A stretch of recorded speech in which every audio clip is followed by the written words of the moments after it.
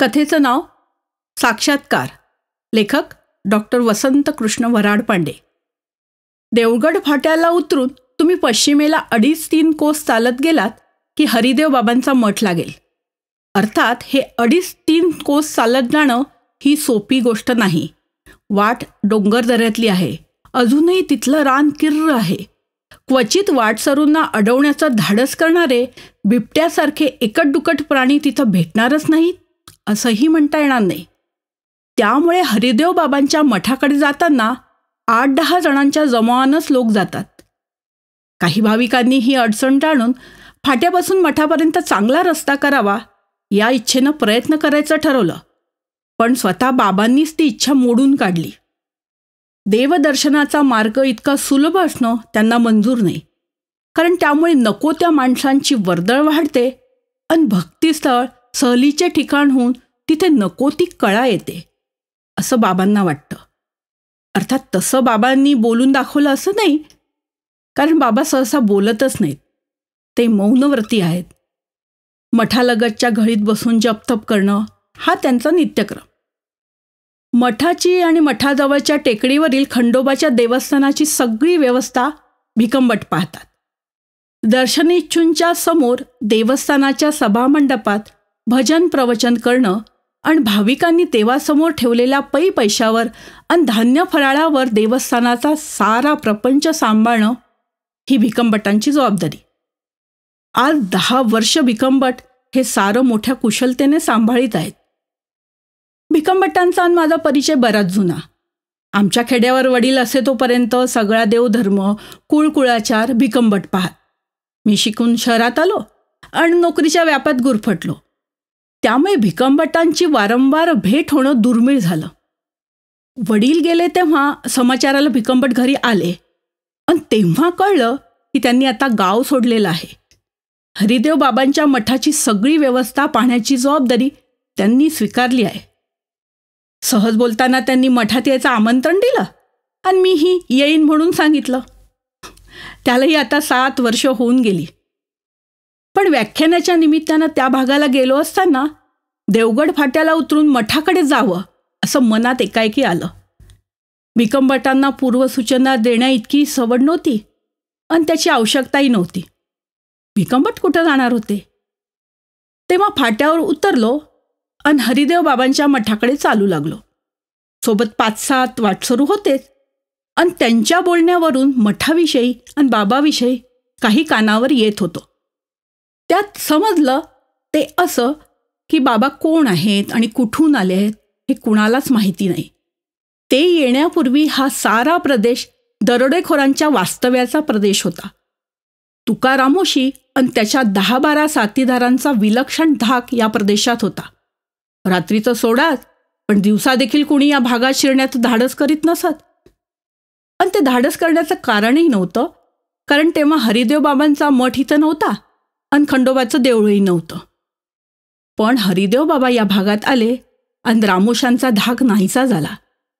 8-15 दिवसात कुठे ना कुठे पंचक्रोशीत दरोडा पडल्या वाचून जिथं राहत नसे तिथं महिनोन महिने दरोडा पडला नाही ही वाटमारीची बातमी कानावर आली नाही. कदाचित हरिदेव बाबांच्या व्यक्तिमत्वाचा हा प्रभाव असेल. कदाचित बाबांना शरण जाऊन त्यांनी दरोडेखोरीला रामराम ठोकला असेल, कारण हरिदेव बाबांचं व्यक्तिमत्वच तसं मोठं प्रसन्न आणि प्रभावी होतं.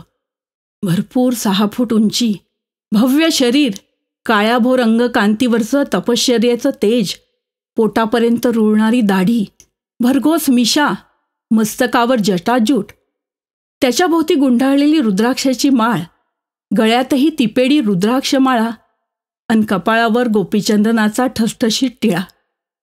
मी पहिल्यांदा जेव्हा बाबांना पाहिलं तेव्हा मीही त्या दर्शनानं प्रभावित झालो आणि इतरांप्रमाणेच त्यांना साष्टांग नमस्कार केला.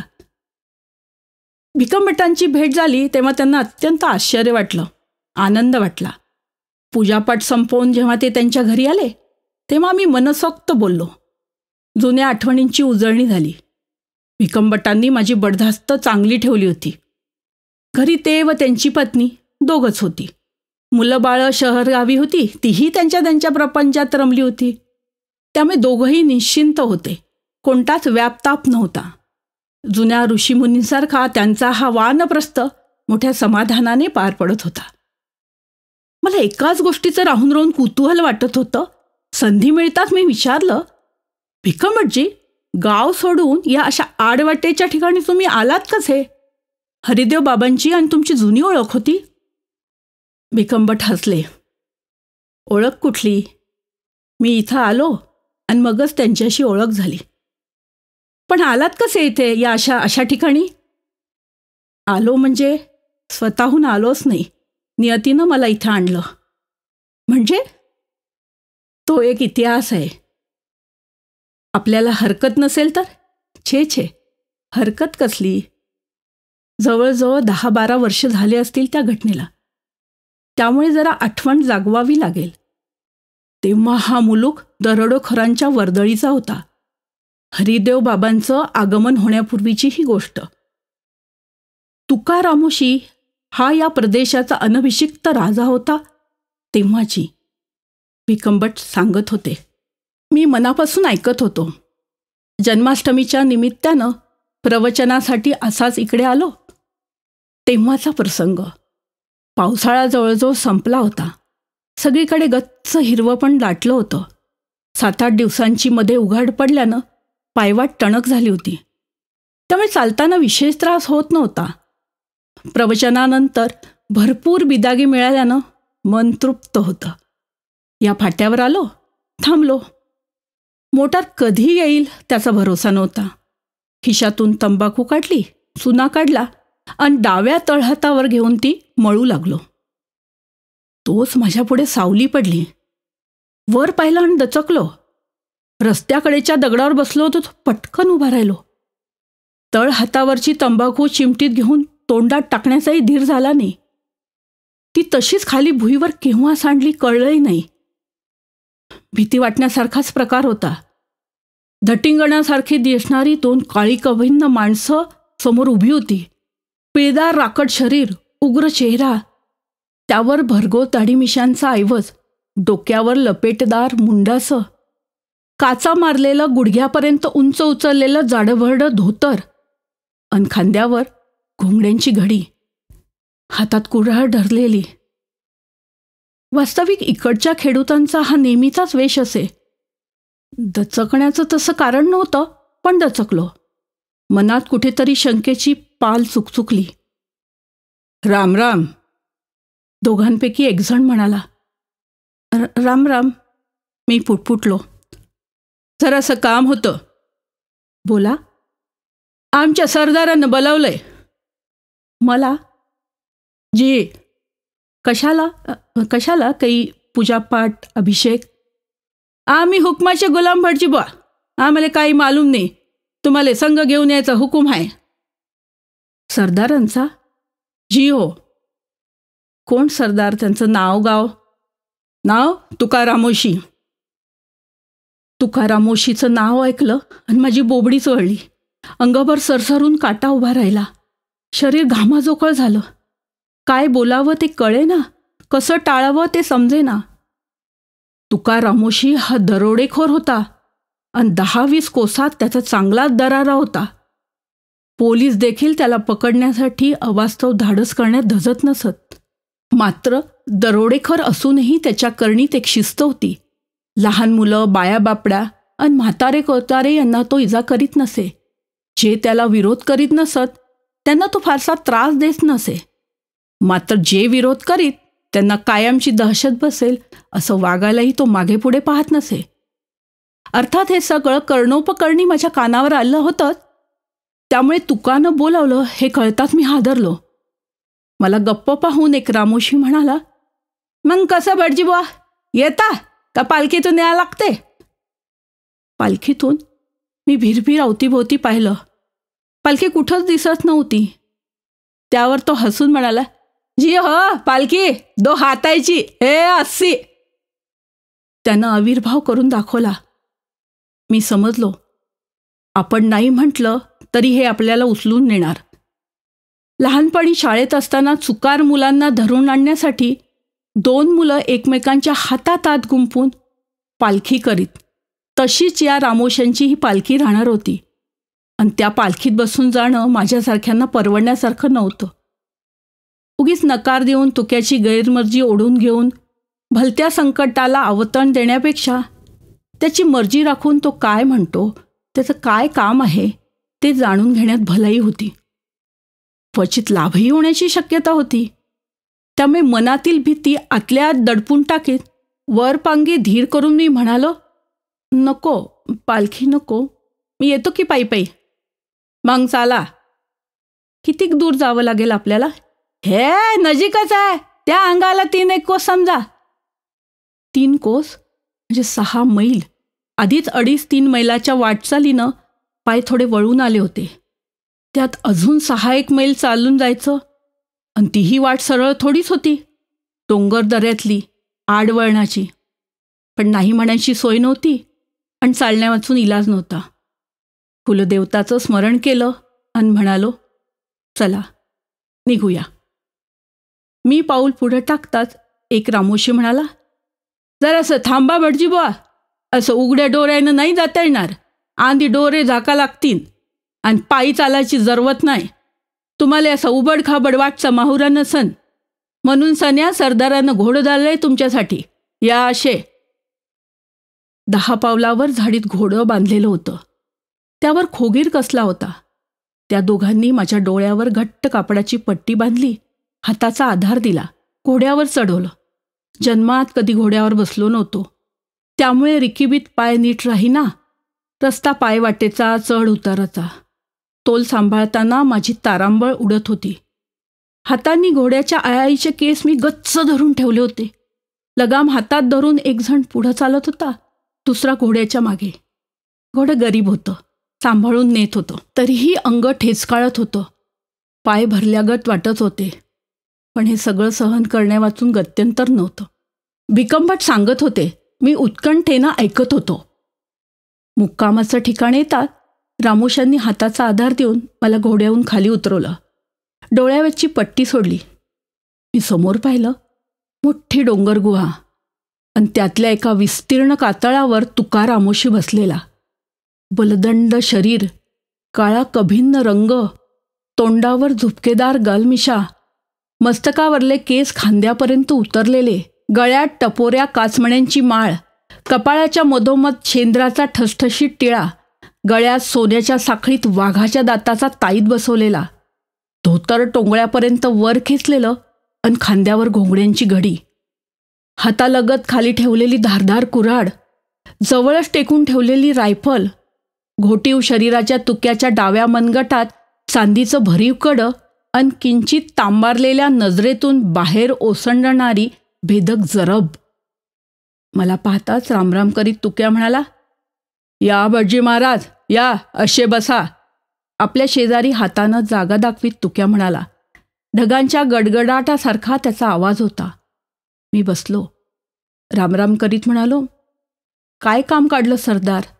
मी एक गरीब माणूस, पूजापाठ करणारा. ते समजा मालूम हाय आमास. मग ते समजा आरामानं बोलू. आता आराम करा, वाटचालीनं अंग दुखत असन, भूक बी लागली असन. शिदा देतो, स्वयंपाक करा, जेवा, आणि मग रातभर निवांत झोपा. उद्या सकाळी कामाचं बोलू. एकाएकी माझ्या डोक्यात कल्पना आली आणि उभ्या जागी मी थरकापून निघालो. या रामोशांचं काही खरं नाही. दैवताला प्रसन्न करण्यासाठी नरबळी द्यायचे एखादे वेळेस, आणि कदाचित त्याच्यासाठीच तर. घसा कोरडा झाला. पाणी. कसा बसा उद्गारलो. त्यावर तुका गडगडून हसला. त्यात हसण्यासारखं काय होतं? मी तर फक्त पाणी मागितलं होतं प्यायला. तुक्यानं इशारा करतात एका रामोशानं कळशी आणून दिली. 10 पावलांवरून स्वच्छ पाण्याचा झरा खळखळ वाहत होता. त्यानं झरा दाखवला. मी मनसोक्त हातपाय धुतले. ओंजळीनं पाणी प्यालो. कळशी भरून घेतली. 3 दगडांची चूल मांडली. रामोशानं शिदा आणून दिलाच होता. चूल पेटवली, स्वयंपाक केला, जेवलो. पाणी पिऊन ढेकर दिली. अंथरा पांघरायला कांबळं मिळालंच होतं. थकलं भागलं शरीर त्यावर टाकलं आणि मनोमन देवाचं नाव उच्चारीत डोळे मिटले. काय व्हायचं ते हो. आजचा दिवस आपला. उद्याचं कोणी पाहिलं? डोकं उखळात घातलंच आहे. दणका केव्हा पडणार ह्याची आता वाट बघायची.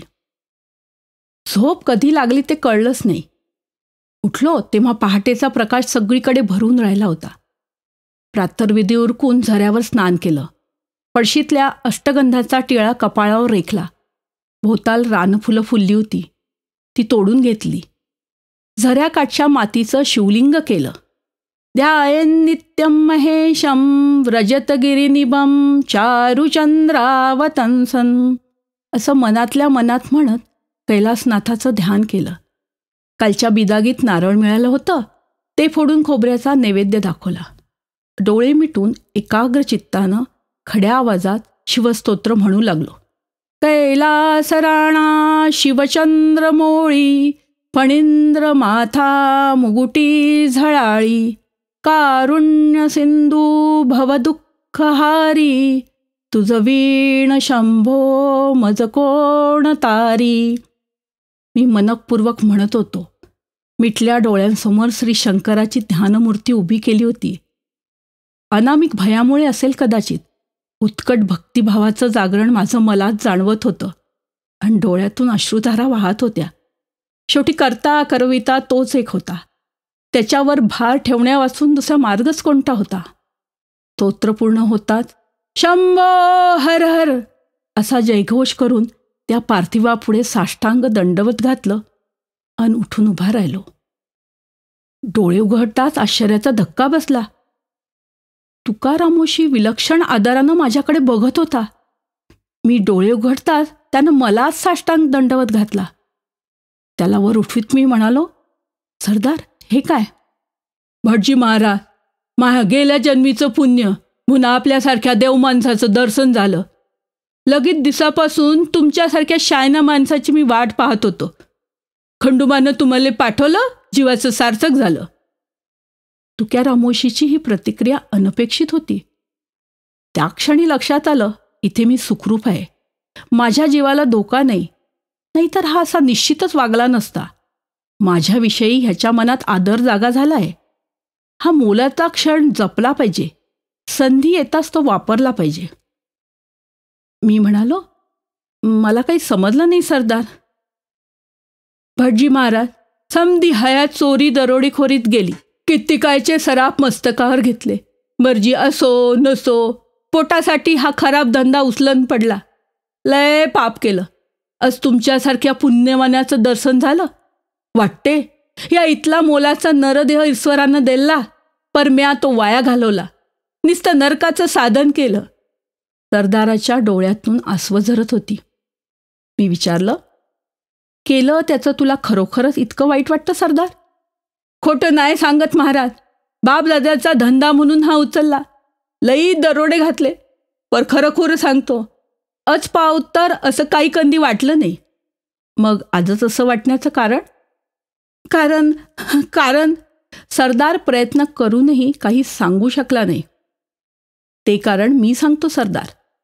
आजवर तू जे काही करीत आलास ते स्वतःला सर्वसमर्थ मानून, आपल्याहून या जगात कोणी समर्थ नाही असं समजून, आपण जे काही मनात आणू ते करू शकतो या अहंकारामुळे मन मानेल तसा तू वागत आलास आजवर. आज पहिल्यांदाच तुला जाणीव झाली की आपण सर्वसमर्थ नाही. या सगळ्या विश्वाच्या पसाऱ्याचं नियंत्रण करणारी अशी एक विराट ईश्वरी शक्ती आहे आणि तिच्या मानानं आपण अगदी शूद्र आहोत. या ईश्वरी शक्तीची तुला आजवर जाणीव नव्हती. व्हायचं कारणही नव्हतं. ती जाणीव आज अचानक झाली. मला पूजा करताना पाहून माझ्या तोंडून त्या जगच्चालक श्री शंकराच्या स्तुतीचे मंत्र ऐकून तुकारामोशी ऐकत होता. एकटक माझ्याकडे बघत होता. माझ्या बोलण्याचा सगळाच अर्थ त्याला कळत होता असं अर्थातच म्हणता येणार नाही, पण काहीतरी वेगळं, मन उंचावणारं असं आपण ऐकवत आहोत असं त्याला निश्चितच वाटत होतं आणि ते त्याच्या नजरेतून व्यक्तही होत होतं. खरं आहे भटजी महाराज, हेच फक्त खरं आहे सरदार, बाकी सगळं खोटं. माणूस जेव्हा ईश्वराला विसरतो ना सरदार, तेव्हाच तो असा घसरतो. लहान सहान स्वार्थासाठी पापाचा व्यवहार करतो. स्वतःहूनच दुर्गतीच्या दिशेनं चालू लागतो आणि कालांतरानं ती दुर्गतीची वाटच सवयीनं त्याला चांगली वाटू लागते, हिताची वाटू लागते. त्याच वाटेवरून मग तो चालत राहतो. ही वाटचाल वावगी आहे, पापाची आहे, याचं देखील भान मग त्याला उरत नाही. काहीतरी बोलायचं म्हणून तो बोलला, ह्या पोटापायी हे पाप करणं पडते महाराज. मला हसू आलं. नाहीतर आपल्या करणीचं दुसरं कोणतं समर्थन तो करू शकणार होता म्हणा. पोटाचा नुसता बहाणा आहे सरदार. टीजभर पोटाला जास्त काहीच लागत नसते. माणसाचं पोट फार छोटं आहे. मोठा आहे तो त्याचा स्वार्थ. तो स्वार्थच माणसाला अशी वावगी बुद्धी देतो. टीजभर पोटाची एक खळगी भरायला माणसाला परमेश्वरानं 2 हात दिलेले आहेत. हे 2 हात प्रामाणिकपणानं मेहनत करतील तर उजागरीनं कोणालाही पोट भरता येईल. जो प्रामाणिकपणानं जगतो त्याला जगात कुणाचंही भय नसतं सरदार, कुणाचंही भय नसतं, ना माणसाचं ना देवाचं. जो अप्रामाणिकपणे जगतो त्याला नेहमीच भ्यावं लागतं. समाजापासून तोंड लपवून वावरावं लागतं. तुझ्यासारखं. शेवटचा शब्द मी मुद्दामच उच्चारला होता. तो शब्द उच्चारला आणि त्या क्षणी मी त्याच्या नजरेत नजर गुंतवली. त्याला तो शब्द निश्चितच टोचणारा होता. सामान्य परिस्थितीत त्याला भडकवणारा होता. पण मला ती भीती नव्हती. तुका रामोशी मला आता कळला होता. त्यामुळेच त्याच्या स्तब्धतेचं मला आश्चर्य वाटलं नाही. तो अंतर्मुख झाला असल्याची ती खूण होती. तुक्या स्तब्ध होता आणि त्याच्या दोन्ही डोळ्यातून अश्रू पाझरत होते. सूर्य आता थोडा वर आला होता. अजूनही सरदारांना आपल्याला इथं कशाला आणलं ते मला उमगलं नव्हतं. सरदार, तुम्ही मला इथं आणलं कशासाठी ते मला समजलं नाही. सांगतो या. तो वळला. मीही पडशी सांभाळीत त्याच्या मागोमाग गुहेत आलो. तो बैठकीवर बसला. मलाही आदरानं जवळ बसवून घेतलं. एक लोखंडी पेटी उघडली. त्यात एक लाल कापडात काळजीपूर्वक गुंडाळून ठेवलेली कागदाची घडी होती. उलगडताना फाटेल की काय याची भीती वाटावी अशी त्या घडीची अवस्था झाली होती. अत्यंत हळुवारपणे ती घडी सरदारानं उलगडली आणि तो कागद माझ्यापुढे ठेवला. कागदाचा रंग जवळजवळ नारिंगी झाला होता आणि त्यावर मोडी लिपीत काहीतरी लिहिलं होतं. मी त्या लिपीची उकल करण्याचा प्रयत्न करीत होतो. सरदार म्हणाला, भटजी महाराज, महा बाप मेला तेव्हा हे पेटी त्यानं माया हत्ती दिल्ली. म्हणला, पोरा, ह्यो कागूद आपल्या घराण्याची दौलत आहे, त्याला जपून ठेवू. आपण कोण का या कागदात लिहिलाय. अचपावतर 4-5 जणायला यो कागूद दावला, पर कोणाला बी तो समजला नाही. तुम्ही बामण लेहनदार म्हणून तुम्हाला त्रास दिला. ह्यो कागद तुम्ही वाचा आणि आम्ही कोणत्या दौलतीचे वारसदार आहोत तेवढं मला समजावून सांगा. उत्सुकता आणि आर्तता त्याच्या डोळ्यातून व्यक्त होत होती. मी पुन्हा कागदावर नजर टाकली आणि मलाच हसू आलं. आवर्जून जपून ठेवावा एवढ्या महत्त्वाचा तो कागद नव्हताच. मोलाचं असं फारसं काहीही त्या कागदात लिहिलेलं नव्हतं. पण तसं सांगणं योग्य झालं नसतं. सरदाराला ते आवडलं नसतं. कदाचित कागदात काही महत्त्वाचं असूनही मी ते मुद्दाम दडवीत आहे असंही त्याला वाटण्याचा संभव होता. तसं झालं असतं तर माझ्याविषयी त्याच्या मनात निर्माण झालेल्या भावनेला धक्का लागला असता. कदाचित त्याच्या मनात फुलून आलेल्या उदात्त भावनेला तडा जाण्याचीही त्यामुळे शक्यता होती. आणि तसं व्हावं हे मला वाटेना. मी तो कागद फिरून वाचला. लपेटदार मोडी लिपीतली ती अक्षरं वाचणं तसं सोपं नव्हतं. एक एक अक्षर लावून मी तो मजकूर वाचला. कोण्या हऱ्या रामोशानं बोरगावी पुरात बुडणाऱ्या काही गावकऱ्यांना वाचवलं होतं. त्याबद्दल गावपाटलानं त्याचं कौतुक केलं होतं आणि हऱ्याला गावकऱ्यांतर्फे एक चांदीचं कडं बक्षीस दिलं होतं. कागदात मजकूर होता तो एवढाच. 4-5 पिढ्यांपासून प्राणाच्या मोलानं जपलेल्या त्या कागदातला हा इतका सामान्य मजकूर सरदाराला सांगावा का? त्याला ते पटेल का? मी हळूच नजर वर करून सरदाराकडे पाहिलं. तो माझ्याकडे अत्यंत उत्सुकतेने बघत होता. महाराज, झालं वाचून? झालं. काय लिहिलंय? काही कुठे गुप्तधन? सांगतो. सरदार, हा हरी रामोशी कोण? सरदाराचे डोळे विस्पारले. माया बापाचा पंजा. या हऱ्या रामोशाला एक चांदीचं कडं बक्षीस भेटलं होतं. माझ्याकडे अत्यंत आदरानं बघत तुक्या म्हणाला, जी हो, हेच कडं माझ्या हातात आहे. मी मुद्दाम थांबलो. काय सांगावं आणि कसं सांगावं याचा मी विचार करीत होतो. तेवढा खंडही त्याला सहन झाला नाही. महाराज, सरदार, हे कडं हऱ्या रामोशाला कशासाठी मिळालं माहीत आहे? जी नाही, एखाद्या दरोड्या गिरोड्यात गावलं असेल. ऐक, तुझ्या बापाचा हा पणजा बोरगावला राहत होता तेव्हाची गोष्ट. बोरगाव माहीत आहे? जी हो. तर या गावावर दरोडेखोरांनी हल्ला केला तेव्हा गाव राखण करणाऱ्या या बहाद्दर हऱ्या रामोशानं एकट्यानं त्या दरोडेखोरांशी झुंज घेतली. सगळं गाव वाचवलं, दरोडेखोरांना पळवून लावलं आणि त्या पराक्रमासाठी ह्याच्या हातात हे चांदीचं कडं स्वतः राजानं घातलं. सरदाराचे डोळे विलक्षण चमकत होते. मी तो फरक लक्षात घेऊन पुढे म्हणालो, आणखीन पुढे काय लिहिलं आहे तेही सांगतो. ऐक, लिहिलं आहे, तुझ्यासारखाच म्हणजे हऱ्यासारखाच पराक्रम त्याच्या पोराबाळांनी करावा. गावाच्या मालमत्तेचं रक्षण करताना आपल्या जीवाची पर्वा न करणाऱ्या हऱ्या रामोशाच्या बीजाचे आपण वंशज आहोत हे कधीही विसरू नये. त्या बीजाला बट्टा लावू नये असं लिहिलंय राजानं. मी त्याच्या नजरेत बघत होतो. मी थांबलो. तुक्या काही बोलेल अशी अपेक्षा होती, पण तो गप्प होता. नुसता माझ्याकडे बघत होता. सरदार, ऐकलं ना? जी महाराज. मग बोलत नाहीस? मी खोटं सांगितलं असं तर तुला वाटत नाही? नाही महाराज, तसं कसं वाटन? मग बोल की काहीतरी. एकाएकी सरदाराचे डोळे भरून आले. भरल्या आवाजात तो म्हणाला, का बोलू महाराज? आयुष्याचं समजा गणितच चुकलं हे आता ध्यानात आलं. दरोडेखोरापासून गाव वाचवल्याबद्दल राजांना हऱ्या रामोशात हे चांदीचं कडं स्वतः बक्षीस दिलं आणि त्याच हऱ्याच्या घरात जन्म घेऊन आम्ही स्वतःच दरोडेखोर बनलो. लोकांना विनाकारण नागवलं, लुटलं, बापदाद्यास नरकात घातलं वावगं वागून.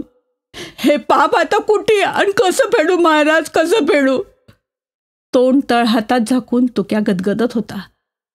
त्यालाही समजावीत मी म्हणालो, सरदार, रडू नकोस. तुझ्या हातानं जे झालं ते अज्ञानानं झालं. आता त्याचा तुला पश्चाताप होतो ना, मग दुःख करू नकोस. झालं गेलं गंगेस मिळालं. अरे, वाल्या कोळी हा देखील आधी दरोडेखोर होता, पण पश्चातापामुळे तो नंतर वाल्मिकी ऋषी झाला. माणूस चुकतो, पण चूक लक्षात आल्यावर जो ती दुरुस्त करतो त्याला शहाणा म्हणतात. तूही दरोडेखोरीची ही वाकडी वाट सोडून दे. सरळ वाट धर, तुझाही उद्धार होईल. सरदारानं सरकन जवळच्या कुऱ्हाडीच्या धारदार पात्यावरून अंगठा फिरवला आणि वाहणाऱ्या रक्ताच्या धारेकडे बघत तो निर्धारपूर्वक म्हणाला, महाराज, हे दरोडेखोरी सोडली आजपासून. ह्या माझ्या रगताची आण. आणि पटकन उठून त्यानं माझ्या पायावर डोकं ठेवलं. भिकमटांनी सांगितलेली हकीकत खरोखरीच रंजक होती. मी उत्सुकतेनं विचारलं, पुढे काय झालं? पुढं व्हायचं तेच झालं. जवळ होतं नव्हतं ते सारं धन तुक्यानं आपल्या अनुयायात वाटून दिलं आणि त्या दिवसापासून तो सारा टापू निर्भय झाला. मी अर्थातच परत माझ्या घरी आलो. मग त्यानंतर 1 वर्षांनी हरिदेव बाबांनी इथं मठाच्या व्यवस्थेसाठी मला बोलावलं. मला तसा निरोप आला त्यांचा. मी आलो.